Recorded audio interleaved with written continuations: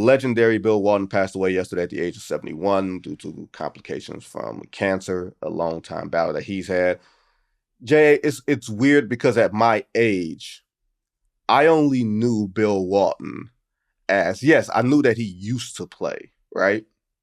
But I knew him as the guy who was sparring with Snapper Jones every week on the NBA on NBC. Like, honestly, I feel like, and you're going to laugh at me for saying this, I feel like that was the first version of sports debate.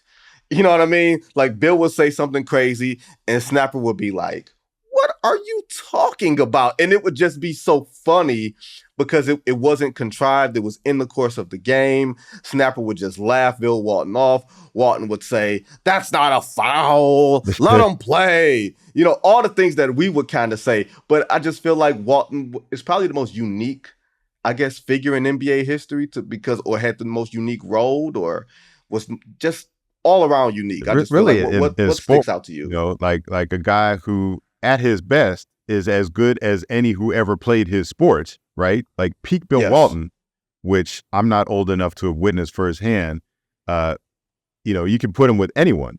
And then to also be as eccentric as like any left-handed pitcher in baseball ever was, right? You know, the flake, we don't have that in sports anymore. Baseball used to have like the flake player, you know, some guy who was just wild. Bill Walton was that too. You know, and then, you know, probably the world's #1 Grateful Dead devotee as well, an avid cyclist too. You know, he was, so he had this huge bike. So he would participate. They had this Tour California that Walton would actually ride the course in the morning before the pros, before the competitors would go out there. He'd ride the whole course. It was like a 700-mile, like 3-day event that he would participate in that. So the thing about the NBC broadcast, like when he was the main guy on the NBC, I think he called 5 NBA finals. That was the toned down version of him, because I think NBC was like, hey, this is a national broadcast. We're paying a lot of money for this. Like, take it seriously. The fact that it was a 3-man booth, there wasn't as much room for him to expound. What you saw in those national broadcasts was a tone down. He was still doing the Clipper broadcast at that time, and that's when you would see the wilder side of him. And then I think he really started letting loose when he did the Pac-12 broadcast on ESPN. You know, that was full, like, Walton uncut.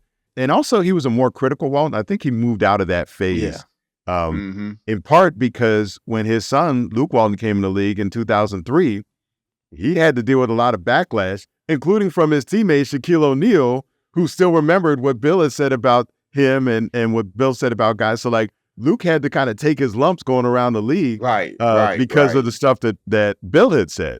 And I think Bill felt a little bad about that. Like, I don't remember him really being critical during the Pac-12. Also, he's calling college. You know, you don't want to be as harsh on the college guys as you are on the pros. Speaking of Luke, I think the one time Bill was like short for words or didn't have much to say was when Luke got the Lakers coaching job. And a lot of people wanted to call Bill for comment, and he just wanted to step back and let Luke, you know, have his moment. But he was so proud. He was so proud, and you see him at the games beaming. I've got some pictures. I posted one on Instagram yesterday of Bill with Luke when Luke was in the finals as an assistant coach with the Warriors. And they were chatting on the court. I think Bill was doing some stuff for NBA TV. And Bill just had this huge smile on his face. I have a lot of pictures of Bill on my phone because he was around a lot. You know, Kareem Abdul-Jabbar statue unveiling at Staples Center, Bill Walton's there.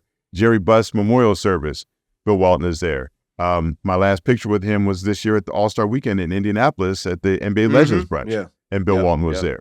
And so he was around so much. He loved spreading the joy. The joy, that's the word I kept thinking of, the joy, the way he lived life.